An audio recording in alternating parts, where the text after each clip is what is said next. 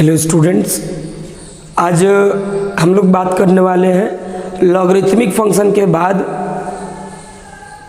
वैसे फंक्शंस के बारे में जो पैरामीट्रिक फॉर्म में रहते हैं, है ना। मुझे उम्मीद है कि आप लॉगरिथम तक का डिफरेंशिएशन पढ़ लिए होंगे, तब ये हमारा वीडियो आप देख रहे होंगे। और अगर मान लेते आप नहीं देखे हैं तो आप प्लीज़ पहले वाला देख लीजिए। तो वैसे अभी ये भी समझ में आ जाएगा, है ना। सबसे पहले स्टूडेंट समझते हैं पैरामीट्रिक फॉर्म क्या होता है। पैरामीट्रिक फॉर्म क्या होता है, ठीक है ना। देखिए, कभी कभी जो होता क्या है कि दो वेरिएबल्स जैसे एक्स और वाई ले लेते हैं, तो इनमें जो रिलेशन है वो ना तो इम्प्लिसिट फॉर्म में रहता है और ना ही एक्सप्लिसिट। इम्प्लिसिट के बारे में आप लोग को बता चुके हैं कि जब एक्स और वाई दोनों तरफ हो, मतलब एक इक्वेशन के तौर पे हो, मतलब सेपरेट नहीं हो एक्स और वाई, तो इम्प्लिसिट। और जब एक्स एक तरफ एक्स हो और एक तरफ वाई वाला टर्म हो तो इसको एक्सप्लिसिट बोलते हैं। लेकिन कभी कभी दोनों वेरिएबल्स इनमें से किसी रूप में नहीं होते हैं, बट स्टिल उनके बीच में एक कनेक्शन जुड़ा रहता है, एक लिंक जुड़ा रहता है। आप इस बात को ऐसे समझिए, मान लिया जाए कि x बराबर 80² लिखा, x बराबर 80² और y बराबर 280, ठीक है ना। यहाँ पर a कांस्टेंट हम मानते हैं, a मानते हैं कांस्टेंट और t वेरिएबल।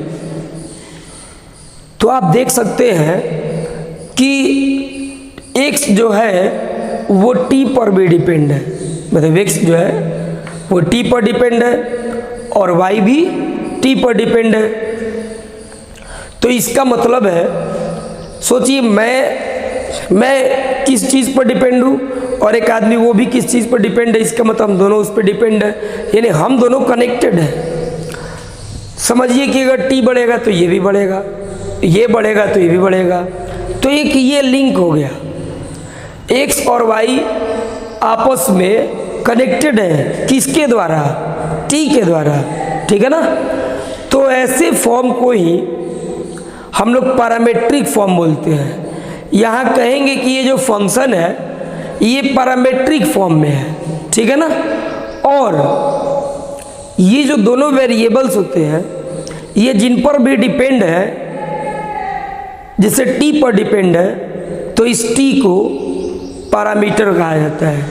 इस t को क्या कहा जाता है? पैरामीटर। ये जो t है ये पैरामीटर हो गया, ठीक है ना। और ये पूरा पैरामीट्रिक फॉर्म हो गया, इसको पैरामीट्रिक इक्वेशन भी कह सकते हैं। तो मुझे उम्मीद है स्टूडेंट्स कि आप पहले इस फॉर्म का मतलब समझ गए होंगे, ठीक है ना। अब हम बात करेंगे कि इनका डिफरेंशिएशन कैसे करते हैं, यानी dy/dx कैसे निकालते हैं, ठीक है ना। चलिए, हमें अगर इसी से dy/dx निकालना होता तो हम क्या करते स्टूडेंट्स, है ना। यहाँ जो आपको कहा गया है कि t वेरिएबल है, ठीक है ना, तो यहाँ पे मैंने ऐसा कर लिया। पहले देखिए, फ्रॉम टू dy/dt, तो dy/dt करेंगे तो क्या हो जाएगा? 280, तो 2a होगा t के रिस्पेक्ट में, चूंकि t वेरिएबल है। उसी प्रकार से 1 को लेकर चलते हैं, तो 1 में x बराबर 80² है। इसका मतलब है dx/dt, देखें t² का 2t होगा, तो ये हो जाएगा स्टूडेंट्स 280, ठीक है। अब बात करते हैं फ्रॉम फर्स्ट, सॉरी इसको आप कुछ ले लीजिए, 3 4, फ्रॉम थर्ड बाई 4, तो dy/dx आई मीन आप ऐसे समझ लीजिए dy by d T upon D x by d T. तो dy बाई डी टी कितना है स्टूडेंट्स, 2a है, और D x by d T कितना है, 2at है। ये ख़त्म हो गया। तो इसका मतलब हो गया कि dy बाई डी एक्स जो है वो 1/t आया। समझ गए? तो ऐसे ही पैरामेट्रिक इक्वेशन का या पैरामेट्रिक फॉर्म में जो फंक्शंस होते हैं उनका डिफरेंशिएशन हम लोग ऐसे करते हैं। ठीक है, अब एनसीईआरटी में कुछ क्वेश्चन लेकर देख लेते हैं। ये मैंने रैंडम दिया, ऐसा भी हो सकता है कि शायद ये एनसीईआरटी के क्वेश्चन से मैच कर जाए। तो हम लोग ये इस एक्सरसाइज पे चर्चा करने वाले हैं कि आज का हमारा जो एक्सरसाइज है वो 5.6 है। ठीक है ना? तो आइए इसके कुछ बेहतरीन क्वेश्चंस लेते हैं, तब तक आप ये उतार सकते हैं।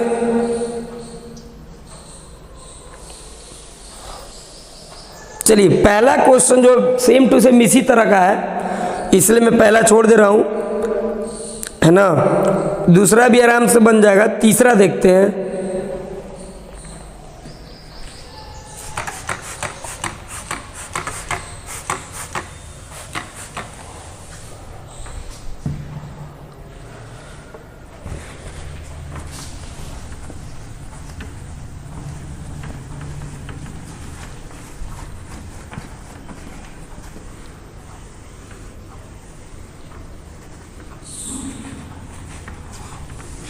चलिए, तो अब एक क्वेश्चन इसमें देखा जाए।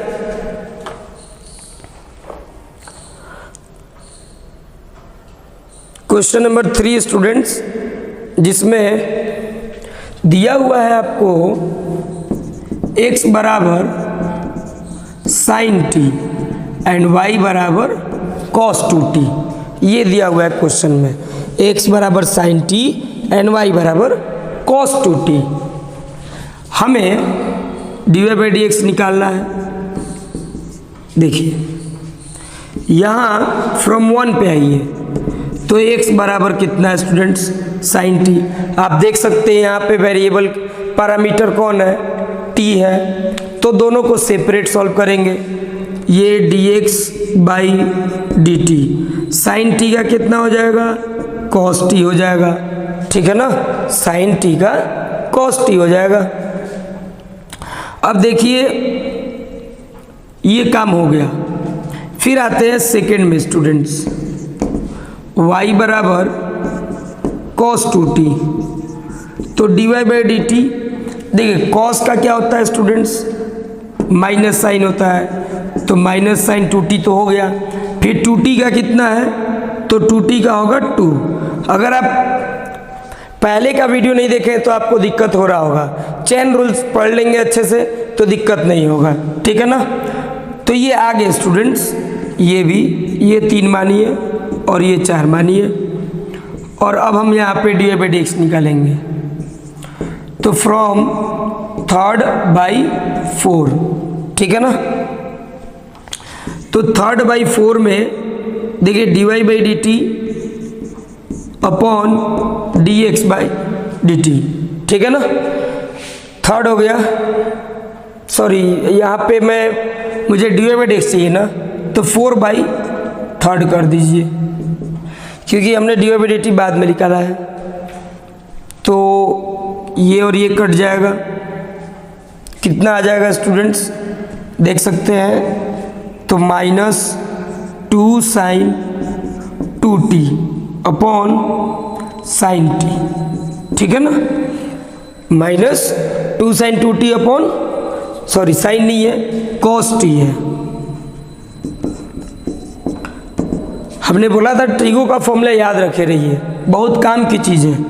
देखिए sin 2t का formula 2 sin t into cos t, और ये cos t है, ये खत्म। ठीक है ना? इतना ठीक है ना? इतना। तो लास्टली ये आंसर आपका आ गया D by d x -4 sin t। समझ गए ना। तो चलिए, आपने ये देखा कि पैरामेट्रिक इक्वेशन या पैरामेट्रिक फॉर्म में जब क्वेश्चन यानी फंक्शन दिए रहते हैं तब उनका dy/dx कैसे निकालते हैं। ठीक है, अब बात करेंगे कुछ और क्वेश्चन के स्टूडेंट्स, ठीक है ना, जो काफ़ी ज़रूरी है वैसे क्वेश्चंस करना। आइडिया तो आपको लग ही गया होगा इस एक्सरसाइज का, क्या आइडिया है, कैसे बनाना है, ये तो आप समझ ही चुके होंगे। बेहद सिंपल है। जैसा मैंने पहले ही बताया था कि अगर आपको चेन रूल आ गया तो डिफरेंशिएशन आपको सीखने में कोई नहीं रुक सकता। अब तो वही वक्त है, सीखते जाइए बस। आइए देखते हैं।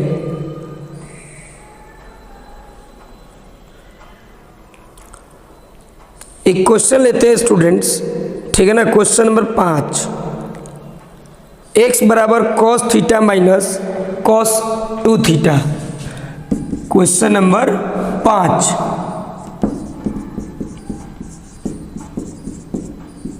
x बराबर cos theta minus cos 2 theta, ठीक है ना।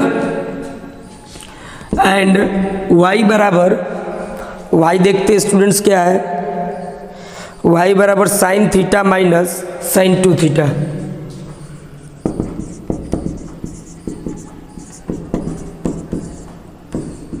ठीक है ना। आइए अब इसको हम लोग सॉल्व करके इसका dy/dx निकालें। सबसे पहले 2 से ही बात कर लेते हैं, या फर्स्ट से ही। तो x बराबर कितना है, x बराबर cos theta minus cos 2 theta, ठीक है ना। x बराबर cos theta minus cos 2 theta. अब देखिए, तो dx by D theta, cos theta कितना होता है माइनस साइन थीटा, ये cos 2 थीटा है तो वो माइनस और ये माइनस क्या हो जाएगा प्लस, तो ये साइन 2 थीटा और फिर 2 थीटा का कितना होगा 2 हो जाएगा स्टूडेंट्स, समझ रहे हैं ना। तो ये आपका इतना आ गया। चलिए अब हम बात करेंगे आगे किसका, सेकेंड से कर लीजिए। फ्रॉम सेकेंड y बराबर sine theta minus sine sine 2 theta,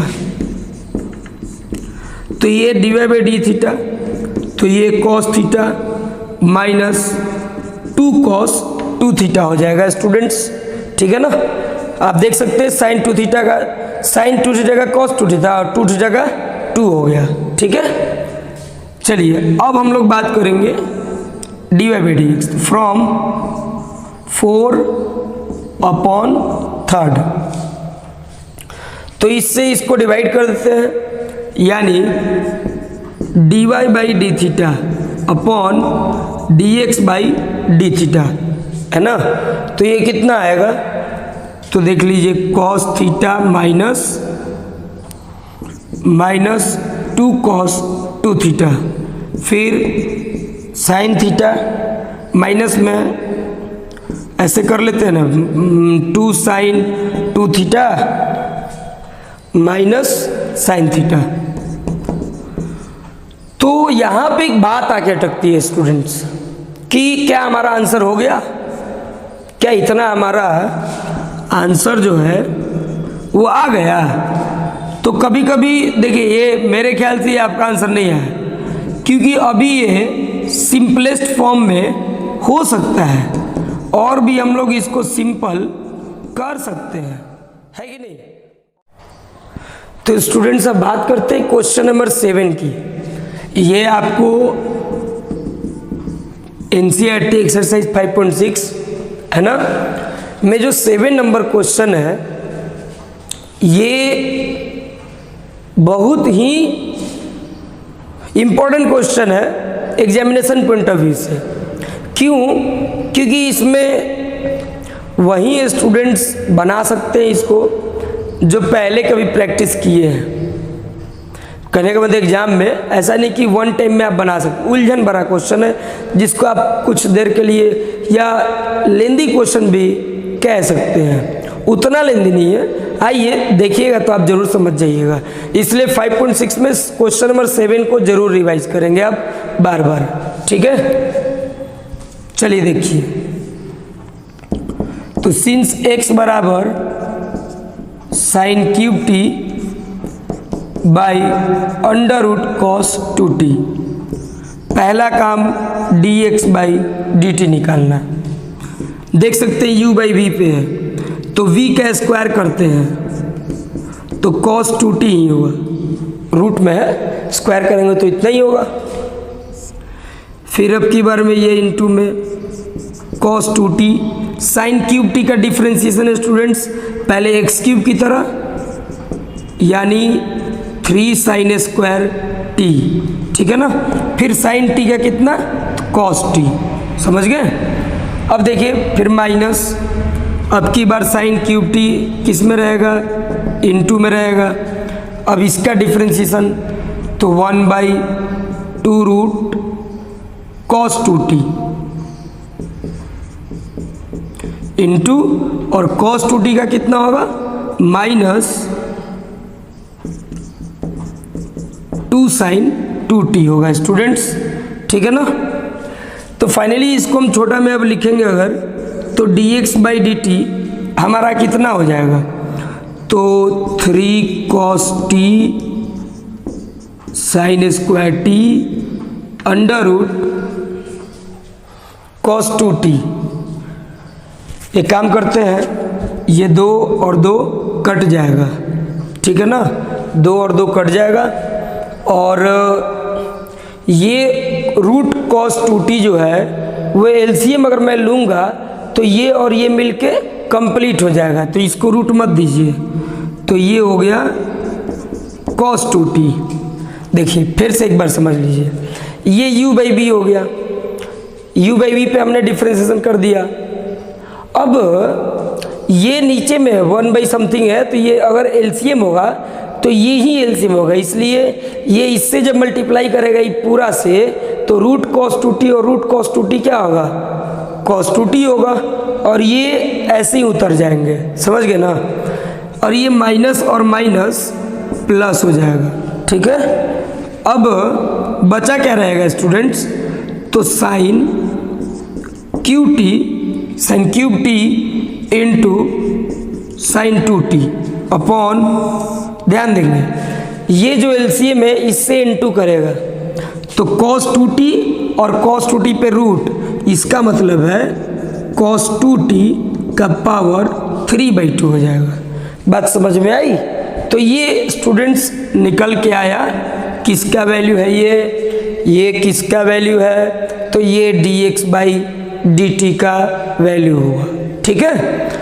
अब सेम टू सेम हम dy बाई dt भी निकालेंगे, ठीक है। उसके बाद युद्ध होगा, मतलब dy बाई dx के लिए। चलिए मैं ये नहीं इरेज करूँगा, बाकी तो इरेज करना पड़ेगा।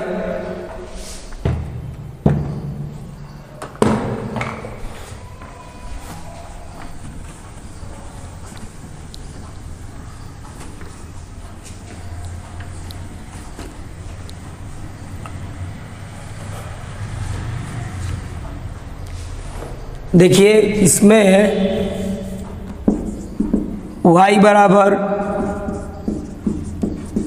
cos cube t by under root cos 2t, ठीक है। फिर इसमें निकालेंगे dy बाई dt, सेम टू सेम वही प्रोसेस स्टूडेंट्स। पहला काम v स्क्वायर नीचे, तो इसके स्क्वायर करूँगा तो ये रूट खत्म हो जाएगा, ठीक है। अब देखिए फिर आपका ये इंटू में रहेगा cos 2t, cos cube t का आप करिए तो 3 cos स्क्वायर t, और cos t का होता है माइनस साइन t, ठीक है ना। अब उसके बाद आगे बढ़ते स्टूडेंट्स, फिर माइनस देंगे, अब की बार cos क्यूब t इंटू में रहेगा, फिर अंडर रूट cos 2t, है ना। तो cos 2t का कितना होगा, 1, पहले रूट x की तरह, तो 1/2 रूट x, यानी 1/2 रूट cos 2t इंटू, अब cos 2t का तो माइनस है ना, -2 sin 2t। समझ गए ना। चलिए, तो अब इसको फिर वहीं का एलसीएम लेंगे। तो ये वाला रूट, पहले तो ये 2 2 कट गया, ये रूट और ये रूट इंटू करेगा, रूट खत्म हो जाएगा, यानी -3 cos square t into sine T into cos 2t, minus और माइनस प्लस हो जाएगा और बचेगा कितना, cos cube T into sine 2t, है ना।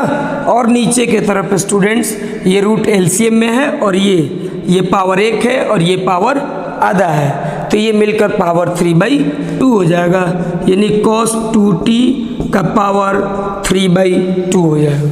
ठीक है ना। तो ये हमारे पास dy/dt भी आ गया। ठीक है। अब बात करेंगे स्टूडेंट्स कि dy/dx निकालना है, तो जाहिर सी बात है जैसा पहले करते आए हैं वैसा इसमें भी करेंगे। हम इसको इससे डिवाइड कर देंगे, ठीक है ना। ये मान लीजिए 2, तो हमें सेकेंड बाई फर्स्ट करना पड़ेगा, और आइए ऊपर हम करके दिखाते हैं आपको। एकदम पेशेंस रखे रहिए स्टूडेंट्स, बिल्कुल क्लियर हो जाएगा।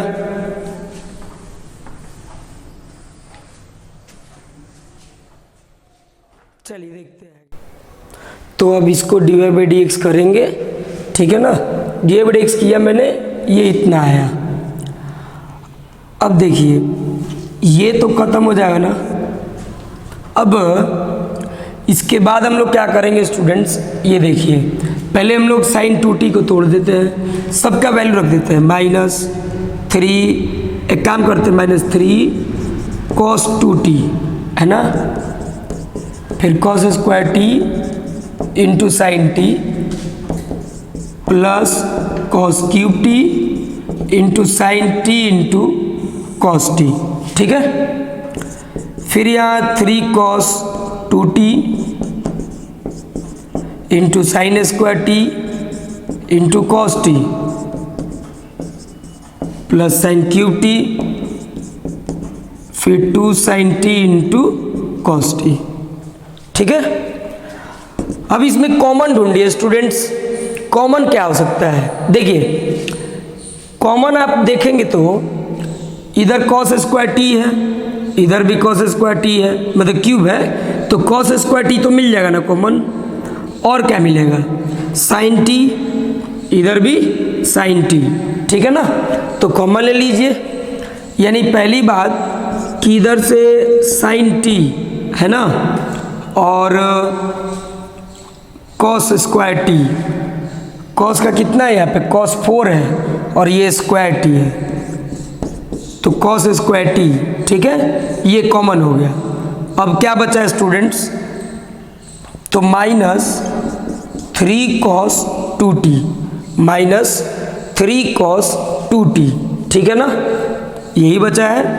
और प्लस इधर से देखिए साइन टी बाहर है ना, और एक cos t और इसमें से एक cos t, तो बचेगा अभी 2 cos स्क्वायर टी। ठीक है ना, 2 cos स्क्वायर टी। समझ गए ना। देखिए एक बार फिर समझाता हूँ। साइन टी आ गया कॉमन, इसमें भी था cos स्क्वायर टी, और यहाँ पे cos का पावर 4 था, है ना, तो मैंने cos स्क्वायर टी ले लिया। -3 cos 2t उतरेगा, ये कॉमन आ चुका है और ये भी कॉमन आ चुका है। इसमें साइन टी कॉमन आ चुका है और इसका cos स्क्वायर टी कॉमन आ गया है, तो एक cos टी और एक cos टी, दो तो cos स्क्वायर टी और ये 2, तो 2 cos स्क्वायर टी। ठीक है ना। अब आगे बात करते हैं ऐसे। तो देखिए इसमें क्या होगा स्टूडेंट्स, तो साइन स्क्वायर टी, हाँ क्योंकि साइन का पावर 4 है इधर, जबकि इधर क्या है, साइन स्क्वायर है, तो हम यहाँ पे साइन स्क्वायर टी ले सकते हैं। ठीक है ना, साइन स्क्वायर टी कॉमन के तौर पे ले सकते हैं, कॉस टी भी कॉमन ले सकते हैं, तो कॉस टी। ठीक है ना। चलिए तो अब क्या बचा है स्टूडेंट्स, तो अब इधर से देखिए क्या बचा है, साइन स्क्वायर टी कॉमन हो चुका, कॉस टी कॉमन हो चुका, तो यहाँ बचा है 3 cos 2t, है ना, प्लस इधर देखिए साइन स्क्वायर टी कॉमन है, तो इसका साइन स्क्वायर बाकी है, तो 2 साइन स्क्वायर टी। ओके ना, चलिए, तो ये cos टी इसको काटेगा, ये वाला इसको काटेगा, तो ये अभी तक आपके पास क्या हुआ, कॉट टी, चाहे छोड़िए ना अभी, है ना, अभी उसको सॉल्व करेंगे, तो cos T upon sine T, ठीक है, इतना ठीक है ना। अब आगे देखिए, ये cos 2t का फॉर्मूला रखिए, है ना स्टूडेंट्स, cos 2t, तो -3 cos वाला इधर है, तो रखिए 2 cos स्क्वायर टी -1, और ये हो गया कितना, 2 cos स्क्वायर टी, ठीक है। इधर देखिए स्टूडेंट्स, तो ये 3 cos टी, तो 1 - 2 sin स्क्वायर टी फॉर्मूला होता है, और इधर है 2 sin स्क्वायर टी, ठीक है ना। तो इसको मैंने सॉल्व करके यहाँ तक लाया, इतना आ जा रहा है ना, इतना आ जा रहा है ना। अब देखिए, अब हम इसको बस 1-2 स्टेप में और आगे बढ़ाएंगे, फिर आंसर तक हम लोग पहुँच जाएंगे स्टूडेंट्स।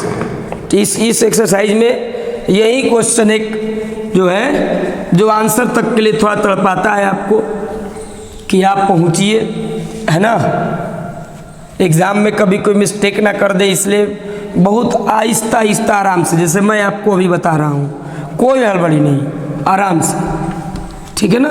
ऐसे क्वेश्चंस के समय बिल्कुल इत्मीनान से सॉल्व करते हैं। चलिए, तो ये हमारा dy/dx था, सॉल्व हो रहा था cos t by sin t, ठीक है ना। तो ये इंटू करेगा, तो ये कितना हो जाएगा students, -6 cos square T plus 3 plus 2 cos square T, ठीक है ना। और इधर देखिए 3 minus 6 sin square T plus 2 sin square T, ठीक है ना।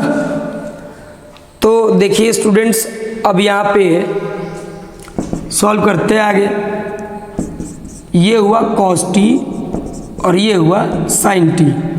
मैं इसको क्यों नहीं कर रहा हूँ अभी आपको समझ में आ जाएगा तुरंत। ये देखिए 3 माइनस 4 cos स्क्वायर टी, है ना, और इधर भी 3 minus 4 sin square T. Okay, अब देखिए साइन cos टी को इंटू कराइए, तो 3 cos T minus 4 cos cube T, और इधर से देख लीजिए तो 3 sin T minus 4 sin cube T, ठीक है ना। अब इधर से माइनस कॉमन ले लीजिए, अब आ गया आपका, बिल्कुल आसान है, ये 4 cos cube T minus 3 cos T upon, है ना, upon 3 sin T minus 4 sin cube T, ठीक है ना। तो देखिए ये कितना होगा, ये अगर आपको फॉर्मूला याद है तो बहुत आसानी से आप लिख सकते हैं कि ये cos 3t होता है और ये जो होता है वो sin 3t होता है, ठीक है ना। तो इस प्रकार से आप कह सकते हैं कि इसका dy/dx माइनस cot 3t होता है। बात समझ में आई। तो ये इसीलिए ये क्वेश्चन जो है काफ़ी खास था, ठीक है ना, बहुत ही इम्पोर्टेंट है, क्योंकि देखिए भारी नहीं है, इसमें स्टूडेंट्स गलती कर सकते हैं, वो समझ रहे हैं कैसे बनेगा, लेकिन इतना लंबा प्रोसेस है कि इसमें कहीं ना कहीं हल्के से मिस्टेक हो सकती है अगर बहुत अच्छे से ध्यान देकर नहीं बनाया जाए तो। इसलिए इस क्वेश्चन को बार बार आप प्रैक्टिस करेंगे ताकि दिमाग में सेट हो जाए, समझ गए। तो आइए अब देखते हैं नेक्स्ट क्वेश्चन की तरफ। अगर कोई इंपॉर्टेंट बहुत ज़्यादा है तो बताते, नहीं तो हम अगले टॉपिक पे आएंगे, ठीक है ना।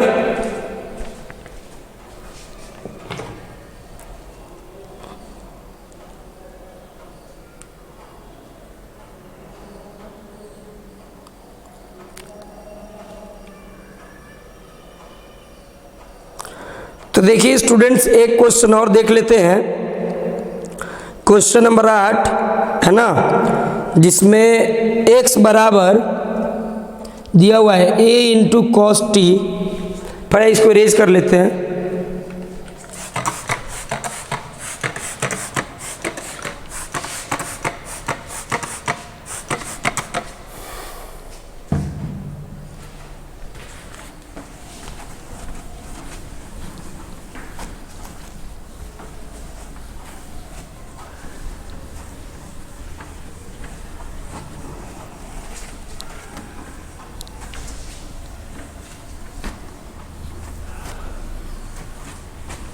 चलिए शुरू करते हैं स्टूडेंट्स आगे। Question number 8। तो देखिए क्वेश्चन नंबर 8 में दिया हुआ है x बराबर a इंटू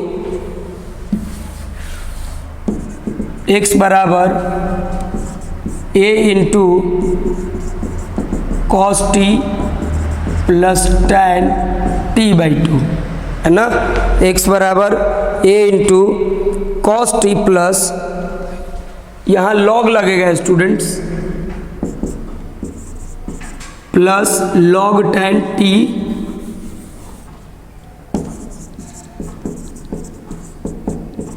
ठीक है ना। तो ये दिया हुआ है और इसमें y कितना है, आइए ये भी देख लेते हैं।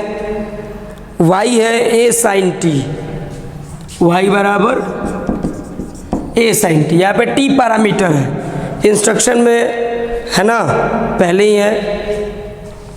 तो चलिए अब इसका dy/dx निकालते हैं। पहले x से आते हैं, x बराबर a into cos T plus log tan t/2, ठीक है ना। आइए इसका dx/dt निकालते हैं। तो ये कॉस टी का कितना होगा students, minus sine t plus log tan t/2, तो 1/tan t/2, log x का 1/x, फिर tan का sec स्क्वायर, तो sec स्क्वायर t/2 और t/2 का 1/2 t के रिस्पेक्ट में, ठीक है ना। तो ये आ गया आपका। अब इसको थोड़ा सिंपल कर लेते हैं। तो ये देखिए, ये जो है 1/tan 2t, ये a, तो कितना हो जाएगा आपका sec स्क्वायर t/2 है ना, into cot t/2 into cot 1/tan t/2 cot t/2 minus sine t हो जाएगा, ठीक है ना। तो ये आपका, ये इसका ये निकला dx/dt निकला, ठीक है ना। और dy/dt बहुत आसान है, क्योंकि इसमें y बहुत आसान है, a sin t, तो यहाँ dy/dt बराबर a cos t, ठीक है ना। तो अब क्या करना है, बस इसको डिवाइड कर देना है, यानी dy/dt/dx/dt है ना।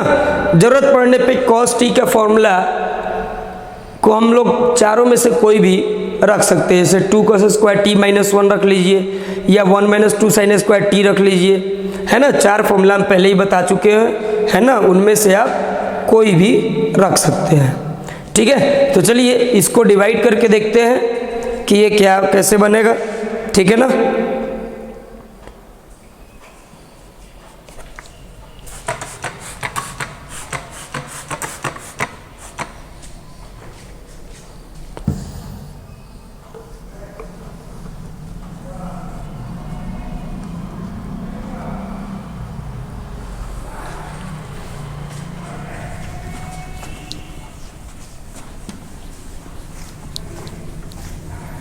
चलिए अब इसको डिवाइड करा जाए स्टूडेंट्स। तो dy/, देखिए dy बाई dx है ना।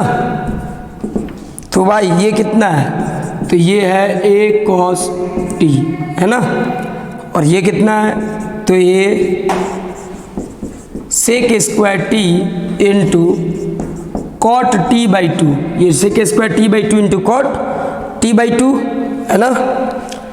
और शिट आई थिंक कहीं ये t बाई 2 का 1 बाई 2 छूट गया यहाँ पे, मैं इसको लिख दूँ यहाँ पे, ये 1 बाई 2, ठीक है ना, और फिर माइनस साइन टी।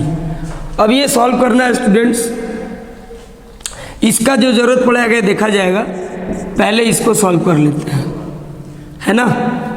तो 1 बाई 2 देखिए सेक स्क्वायर टी बाई 2, तो ये क्या होगा 1 by cos square T by 2, और कॉस ये कॉट है, सॉरी कॉट टी बाई 2, तो इसको हम लोग लिखेंगे cos t by 2 upon sine t by 2, ठीक है ना।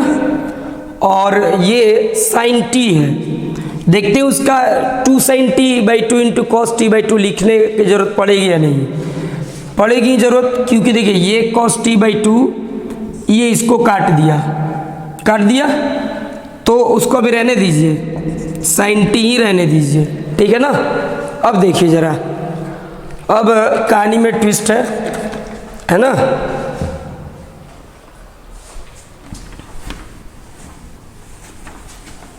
तो देखिए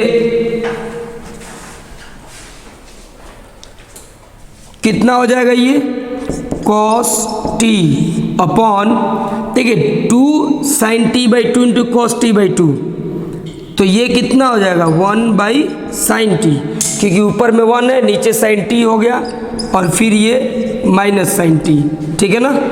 तो अब आपका कॉस टी, ये 1 माइनस साइन स्क्वायर टी, ये जो नीचे एलसीएम होगा ये ऊपर चला जाएगा है ना। तो ये हो गया cos T into sine T, और ये हो गया कॉस स्क्वायर टी, तो ये इसको काट दिया, यानी cos T upon sine t by cos T बराबर आंसर आपका रियल में कितना आया tan टी, समझ गए। तो ये होता है स्टूडेंट्स पैरामेट्रिक फॉर्म पे जो फंक्शंस मिलते हैं उनके डिफरेंशिएशन कैसे करते हैं उनका, है ना। अब हम लोग बात करेंगे डबल डेरिवेटिव की, या उसको यूँ कह सकते हैं हायर ऑर्डर डेरिवेटिव, या एक और क्वेश्चन लेते हैं, जब एक फंक्शन का डिफरेंशिएशन किसी दूसरे फंक्शन के रिस्पेक्ट में किया जाता है, ठीक है ना, उस पर एक आध क्वेश्चन लेकर देखेंगे। तो आपको एक बिल्कुल यही मेथड है उसका भी, है ना, बिल्कुल उसमें देख लेते हैं। मैं रैंडम ही आपको क्वेश्चन उस पर सिखाता हूँ।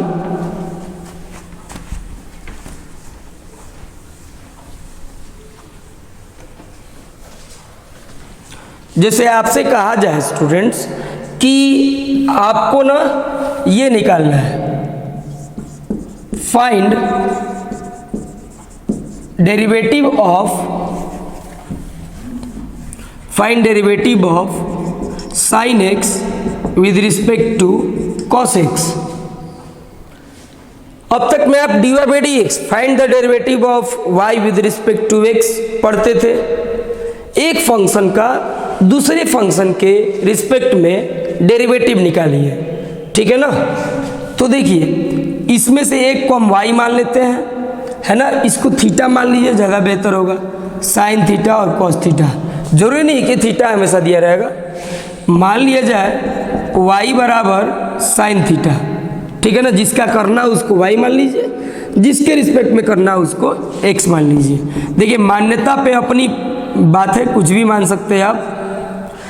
तो यहाँ देखिए y बराबर जब साइन थीटा है तो dy बाई डी थीटा कितना होगा स्टूडेंट्स, कॉस थीटा हो जाएगा पहला।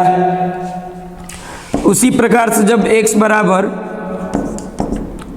कॉस थीटा मान लिए हैं तो dx बाई डी थीटा कितना होगा स्टूडेंट्स, माइनस साइन थीटा, और ये हो जाएगा 2, ठीक है ना। तो फ्रॉम फर्स्ट बाई सेकेंड, तो देख सकते हैं dy by D theta by d x by d T, ये खत्म हो गया। तो कितना आया cos theta by minus sine theta, यानी आपका आंसर कितना होगा माइनस कॉट थीटा। समझ गए ना। तो ऐसे होता है एक फंक्शन के रिस्पेक्ट में, है ना, दूसरे एक फंक्शन का डिफरेंशिएशन किसी अदर फंक्शन के रिस्पेक्ट में, ठीक है ना। तो आज ये टॉपिक भी ख़त्म हुआ कि जब कोई भी फंक्शन पैरामीट्रिक फॉर्म में हो तो उसका डिफरेंशिएशन कैसे करते हैं, ठीक है ना। तो स्टूडेंट्स आगे भी अब बहुत ही इंपॉर्टेंट टॉपिक आने वाला है एक के बाद। अभी मैं 2 टॉपिक पे आगे बात करूंगा कि हायर ऑर्डर डेरिवेटिव क्या होता है, या यूं कहिए सेकेंड ऑर्डर डेरिवेटिव, और उसके बाद बात करेंगे रॉल्स थ्योरम और लैग्रांज थ्योरम पे, और इसके बाद आपका डिफरेंशिएशन का जो चैप्टर है वो ख़त्म हो जाएगा। यानी इसके बाद और 2 वीडियो में डिफरेंशिएशन का चैप्टर आपका ख़त्म हो जाएगा। मैंने पूरा प्रयास किया, एक भी पॉइंट अपने तरफ से नहीं छोड़े हैं। अगर आप कंटिन्यूअस हमारा वीडियो देखते हैं तो आपकी पढ़ाई नहीं रुकेगी, इस बात का दावा करते हैं हम, है ना। और बात है कि आप कितना पढ़ें, देखिए हम तो बना दिए, है ना, आप हिम्मत करके पढ़ते रहिए, ठीक है ना, आपको ज़रूर फ़ायदा पहुंचाएगा, ठीक है। अब मैं अगले वीडियो में आता हूं हायर ऑर्डर डेरिवेटिव और उसके बाद रॉल्स